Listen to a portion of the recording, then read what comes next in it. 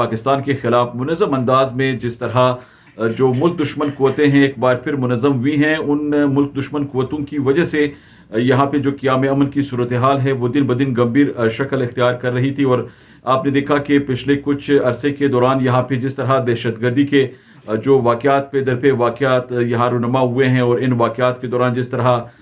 جو مختلف قیمتی جانیں ضائع ہوئی ہیں، ان تمام واقعات کی جو کڑیاں تھیں وہ افغانستان سے ہی جا کے ملی ہیں، اور ان کڑیوں سے وہاں پہ جو نیٹ ورک ڈیٹیکٹ کیا گیا ہے وہ سپورٹ نیٹ ورک ہے جو کہ افغان طالبان کی جانب سے پاکستان کے خلاف استعمال ہونے والی جو دہشت گرد تنظیمیں ہیں ان کو وہاں پہ فراہم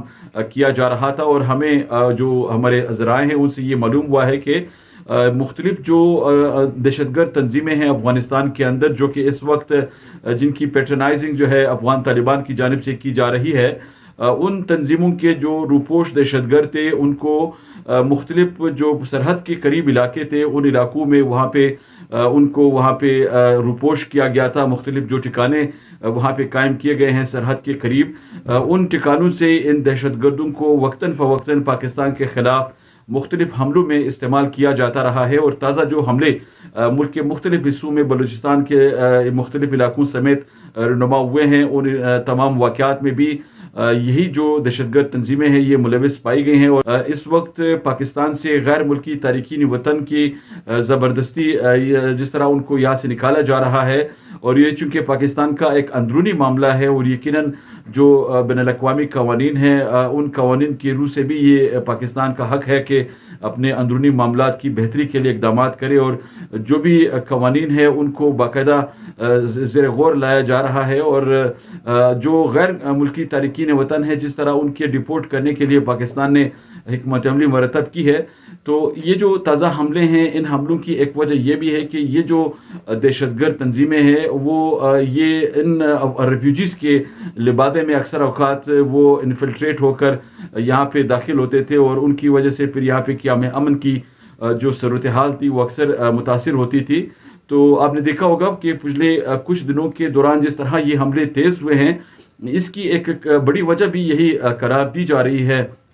مبصرین کی جانب سے، کیونکہ جو طالبان ہیں افغان طالبان وہ یہ نہیں چاہتے کہ ٹی ٹی پی کی جو لیڈرشپ ہے وہ افغانستان میں روپوش نہ ہو، کیونکہ وہ ان کو اپنے ایک اثاثے کے طور پر دیکھتے ہیں، اور پچھلے کچھ عرصے کے دوران جس طرح ٹی ٹی پی کے دہشت گردوں کو پاکستان کے خلاف استعمال کیا گیا ہے، اور اس حوالے سے پاکستان نے جو مختلف شواہد پیش بھی کیے ہیں ان کی بنیاد پر بھی یہ بات وثوق کے ساتھ کی جا سکتی ہے کہ اس وقت افغانستان کے اندر حالات اس قدر دن بدن گمبھیر ہو رہے ہیں کہ طالبان کے جو مختلف علاقے ہیں جہاں پہ ان کا ایک واضح اثر رسوخ ماضی میں دیکھا جاتا تھا وہ بھی کم ہوتا جا رہا ہے، کیونکہ جو عام شہری ہیں وہ افغانستان کے اندر حالات کو